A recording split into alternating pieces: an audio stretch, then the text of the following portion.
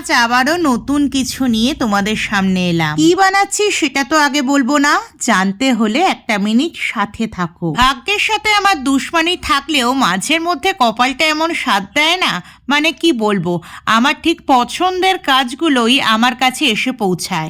আর আমার পছন্দ তো তোমরা জানোই, আমি সব সময় ইউনিক কিছু করতে চেষ্টা করি। এটা আমি যার রিকোয়ারমেন্টে বানাচ্ছি তার আমার কাছে বিশেষ কিছু ডিমান্ড নেই, তবে তার এক রাশ আমার প্রতি বিশ্বাস আছে।